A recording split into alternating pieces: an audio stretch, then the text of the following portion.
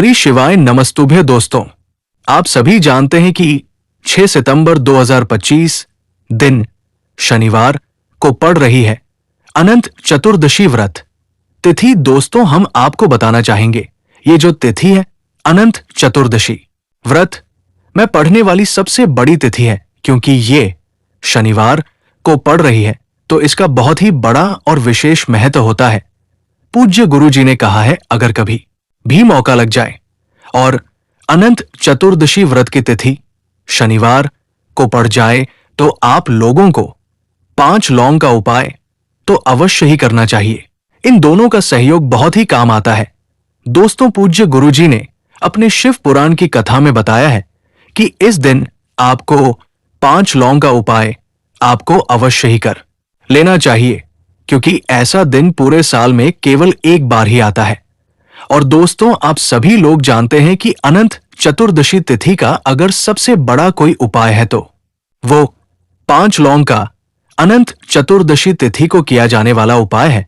तो दोस्तों, इस शनिवार को इस 5 लौंग का उपाय को अवश्य करना है। बहुत सारे लोग होंगे जिन्होंने इस उपाय को ना किया हो, मतलब पूरा साल निकल गया और उन्होंने किसी भी दिन इस 5 लौंग का उपाय को ना किया हो, पर दोस्तों आपके पास एक आखिरी मौका बचा हुआ है, जो कि 6 सितंबर 2025 के दिन है। इस दिन आपको इस वाले उपाय को जरूर कर लेना है।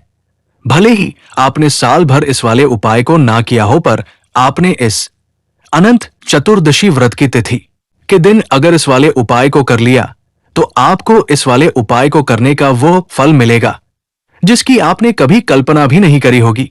इसलिए आप लोग इस वाले उपाय को एक बार जरूर से जरूर कर लेना है, ताकि आप लोगों के हाथ से ये मौका ना जा सके और आपको इस उपाय को करने का फल मिल सके। दोस्तों, ये उपाय पंडित जी ने अपने अभी की ही शिवपुराण की कथा में बताया है, जिस उपाय को आज हम आपको अच्छे से बताने वाले हैं। इस वीडियो को देखने के बाद आपको इस उपाय को समझने के लिए किसी और वीडियो को देखने की जरूर नहीं पड़ेगी। तो दोस्तों, चलिए जानते हैं कि ये जो उपाय अनंत चतुर्दशी व्रत की तिथि के दिन ये इतना खास होता है, इतना महत्वपूर्ण होता है। देखा गया है कि कभी कभी बड़े बड़े पूजा पाठ और अनुष्ठान से जो मनोकामना पूर्ण नहीं होती, वो इस अनंत चतुर्दशी व्रत की तिथि के दिन एक छोटे से उपाय करने से ही पूर्ण हो जाती है। और बहुत सारे लोगों ने इस उपाय को किया भी है, उनको इस उपाय को करने का फल भी मिला है। अगर आप लोग भी इस उपाय को शनिवार अनंत चतुर्दशी के दिन करना चाहते हैं तो आप इस उपाय को पहले अच्छे से समझ लेना और सुन लेना, उसके बाद इस उपाय को करना। इस उपाय को करने का फल आपको जरूर मिलेगा और इस उपाय को कर लेने से आपके घर में चाहे किसी भी प्रकार की दुख और समस्या क्यों न चल रही हो, आपको उसका कारण भी नहीं पता है कि यह समस्या किस कारण से चल रही है। उसका कुछ भी कारण हो सकता है, जैसे पितृ दोष हो सकता है, किसी भी तरह का मंगल दोष भी हो सकता है। ये सारे सवालों के जवाब आपको इस वीडियो में मिल जाएगा। और जो ये वीडियो देखेगा उसको 5 लौंग का उपाय तो जरूर करना चाहिए, क्योंकि इस दिन लौंग का बड़ा विशेष महत्व होता है। और जब बात आ जाए 5 लौंग का उपाय की, तो ये सोने पर सुहाग वाली बात हो जाती है और ये एक बहुत ही बड़ा उपाय हो जाता है इस शनिवार अनंत चतुर्दशी तिथि का। तो अब दोस्तों, इस 5 लौंग का उपाय को आखिर करना किसको है, सबसे पहले हम लोग वो बात जान लेते हैं। तो देखो, घर की जो बड़ी माता बहन हो, उन माताओं बहनों में से कोई भी एक माता बहन इस वाले उपाय को कर सकती है। दोस्तों, अगर आप चाहो तो अपने घर के सभी सदस्यों को भी इस उपाय को करवा सकते हो। अगर किसी व्यक्ति की खुद की कोई मनोकामना है, कोई दुख या परेशान है जो कि वो अपने लिए ही करना चाहता है इस वाले उपाय को, तो वो खुद अपने लिए भी कर सकता है। अगर कोई घर में ऐसा है जो कि अपने पूरे घर परिवार की सुख शांति के लिए ये वाला उपाय करना चाहता है, तो वो भी कर सकता है। उसमें कोई दिक्कत वाली बात नहीं है। कहने का मतलब यह है कि इस उपाय को घर का हर एक सदस्य भी कर सकता है और पूरे घर परिवार के सदस्य के लिए घर की बड़ी माता बहन में से कोई माता बहन भी कर सकती है। माताएं बहन अगर घर में उपस्थित नहीं हो तो वो ये वाला उपाय न कर पा रही हो तो फिर घर का कोई भी बड़ा सदस्य भी इस वाले उपाय को कर सकता है, चाहे वो फिर पुरुष ही क्यों ना हो। उसमें फिर कोई भी दिक्कत वाली बात नहीं है। दोस्तों, इस 5 लौंग का उपाय को हमें करना कहां पर है? तो हमें इसे शिवजी के मंदिर में जाकर करना है। बहुत सारे लोग प्रश्न करते हैं हर एक उपाय को करते समय कि क्या हम 5 लौंग का उपाय को क्या हम घर पर भी कर सकते हैं? तो इस वाले उपाय को आप घर पर नहीं कर सकते हो। उपाय को करने के लिए आपको शिव जी के मंदिर ही जाना पड़ेगा। इसके बाद में जो अगला प्रश्न निकल कर आता है इस उपाय को लेकर कि आखिर हमें इस 5 लौंग का उपाय को किस समय करना है, सुबह के समय करना है कि शाम के समय करना है? तो देखो, इस वाले उपाय को आप सुबह के समय भी कर सकते हैं और शाम के समय भी कर सकते हो, यानी शाम के प्रदोष काल के समय भी कर सकते हो। अगर आप पूछो कि सबसे उत्तम समय कौन सा रहेगा इस 5 लौंग का उपाय को करने का, तो हम आपसे बस यही कहेंगे कि इस उपाय को सुबह के समय करेंगे तो ज्यादा बेहतर होगा। बाकी अगर प्रदोष काल के समय भी करेंगे तो भी अच्छा होगा, इसमें कोई दिक्कत वाली बात नहीं है। तो अब दोस्तों, जो अगली सबसे बड़ी और महत्वपूर्ण बात आती है वो ये आती है कि सुबह अगर हम उपाय को करेंगे तो हमें कितने बजे से लेकर कितने बजे तक के बीच में करना, और शाम के समय प्रदोष काल के समय तो हमें कितने बजे से कितने बजे तक के बीच में करना है। तो देखो, सुबह के समय जितना जल्दी हो सके उपाय को करने की कोशिश करना। बाकी अगर किसी कारणवश लेट भी हो जाओ, थोड़ी देर भी हो जाए, तो 10 बजे या 11 बजे तक भी आप इस उपाय को कर लेना। 12 बजे से ज्यादा देरी ना हो, इस बात का ध्यान रखना। उसके बाद में दोस्तों, अगर शाम के समय प्रदोष काल की बात करें, प्रदोष काल का जो समय होता है वो शाम के 6 बजे से शुरू हो जाता है। मतलब शाम को 6 से 7 के बीच का जो समय होता है ये समय प्रदोष काल का समय होता है। पर अभी जो मौसम चल रहा है इस मौसम में शाम बहुत देर से होती है, तो आप इस उपाय को 7 या 8 बजे के बीच में भी कर सकते हो। मतलब शाम को 6 बजे से लेकर 8 के बीच कभी भी इस उपाय को कर सकते हैं, इसमें कोई दिक्कत वाली बात नहीं है। अब दोस्तों, यहां पर इस उपाय को लेकर एक और सबसे बड़ी बात निकाल कर आती है कि इस 5 लौंग को हमें लेना कहां से है, और हमें इस उपाय को करने के साथ में क्या और भी सामग्री होती है जो शिव जी के मंदिर ले जानी होती है। तो देखो, यहां पर हम आपको बता दें, सबसे पहले आप लोग ये जान लो कि 5 लौंग का जो उपाय है सिर्फ और सिर्फ आप उपाय की सामग्री लेकर कभी भी शिव जी के मंदिर लेकर मत जाना, क्योंकि हमें भगवान के सामने ये नहीं दिखाना है कि हम भगवान शिव जी के मंदिर आए हैं, तो अपने फायदे के लिए आए हैं। तो इसलिए जो भी पूजन सामग्री है, उपाय सामग्री है 5 लौंग का, इसके साथ में आपको पूजन सामग्री भी लेकर जरूर जाना है। देखो, अगर सुबह के समय उपाय कर रहे हो तो सीधी सी बात है, एक लोटा जल आप लेकर ही जाओगे। वही एक लोटा जल अगर मिट्टी के लोटे में हो तो बहुत अच्छा रहेगा। आपके पास इस दिन आखिरी मौका रहेगा मिट्टी के लोटे से शिवलिंग पर चढ़ने का और उपाय को करने का। आपको इस दिन बहुत बड़ा फल मिलेगा, इसलिए इस दिन हो सके तो मिट्टी के लोटे से ही जल चढ़ाए, तो अपने साथ में कम से कम एक लोटा जल तो लेकर ही जाना है। अगर मिट्टी का लोटा नहीं है तो घर का कोई भी लोटा आप इस्तेमाल कर सकते हो।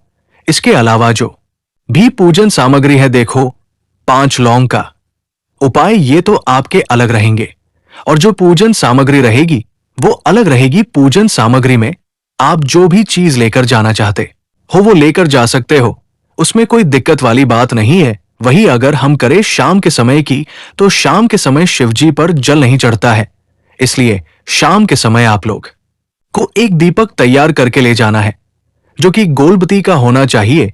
आटे और लंबी बाती का भी हो तो अच्छा है, इस बात का आप लोगों को ध्यान रखना है। और इस दीपक को आपके घर से जलाकर नहीं लेकर जाना है, भगवान शिव के मंदिर में जाकर ही जलाना है। इस बात का भी आप लोगों को ध्यान रखना है। अब दोस्तों, यहां पर हमें इस बात को समझना है कि ये 5 लौंग उपाय के लिए लौंग हमें लेना कहां से है। क्या हमें दुकान से लेकर आना है? या हमें घर से लेकर आना है, कहां से लेना है और कौन सी लौंग लेना है? तो देखो, इन सभी सवालों के जवाब आप लोगों को दे देते हैं।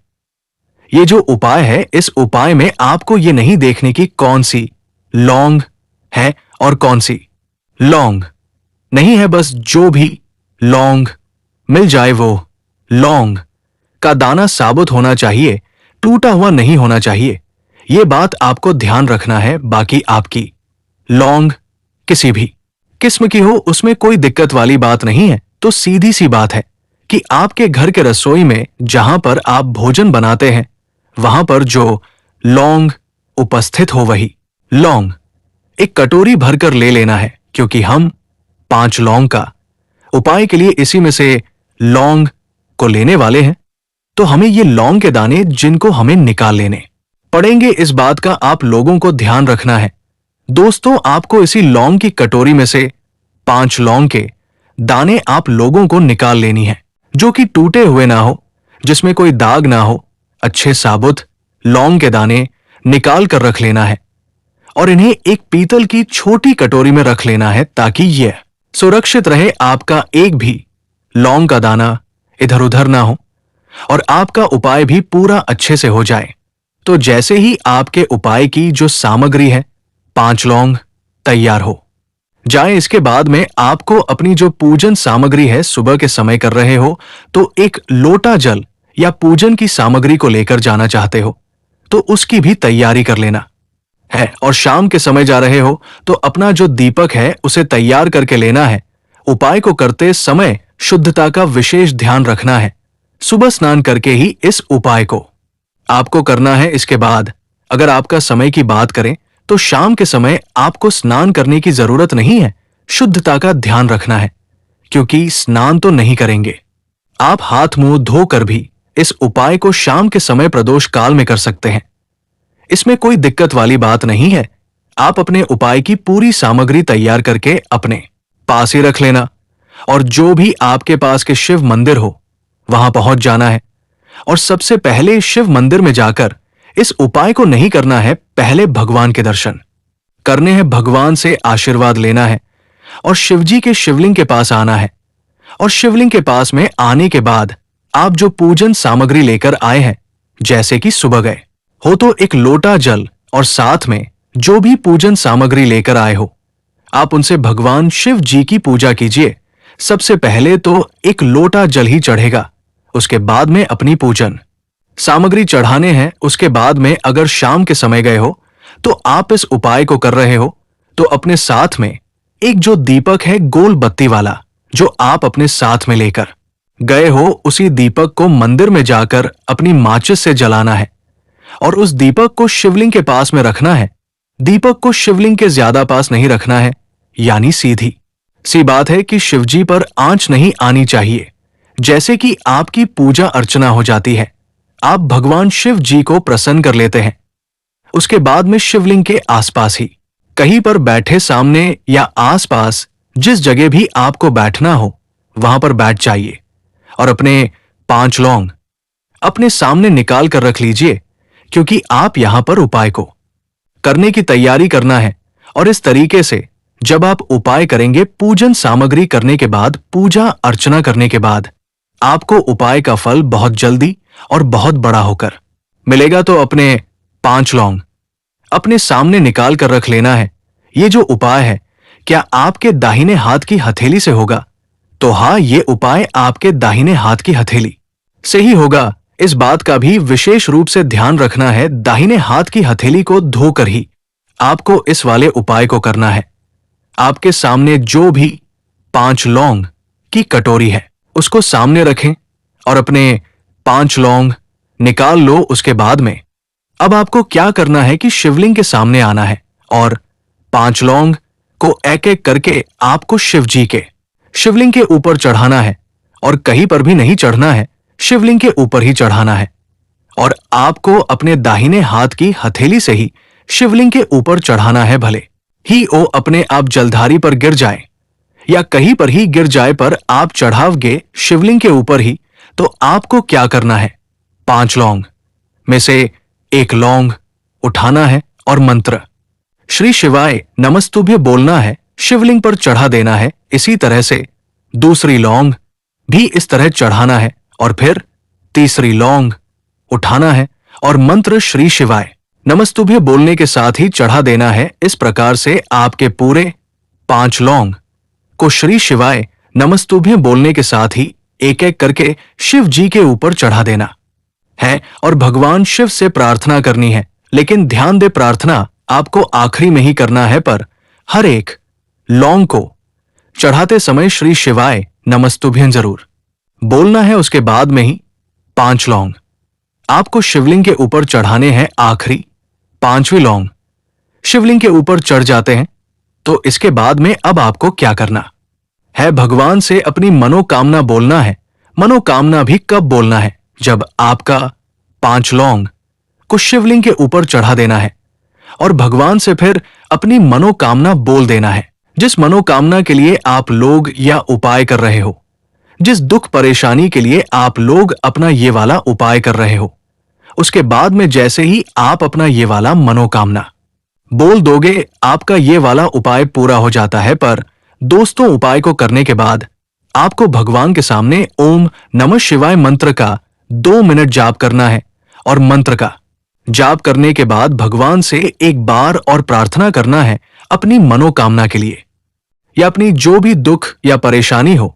उसके बाद में आपको भगवान को देखकर भगवान से प्रार्थना करके उनसे आशीर्वाद लेकर वहां से उठ सकते हो और अपने घर जा सकते हो। बस दोस्तों, यहां से ये वाला उपाय पूरा हो जाता है। इस तरीके से जो भी व्यक्ति छोटी छोटी चीजों का ध्यान रखते हुए इस 5 लौंग उपाय को निश्चित ही करना है, इससे आपकी मनोकामना जरूर पूर्ण होगी और जो भी दुख और परेशानी है जल्द ही दूर हो जाएगा। और दोस्तों, हमारी ये वीडियो आपको पसंद आई है तो हमारे इस वीडियो को लाइक और चैनल को सब्सक्राइब जरूर करें। हर हर महादेव। ओम नमः शिवाय।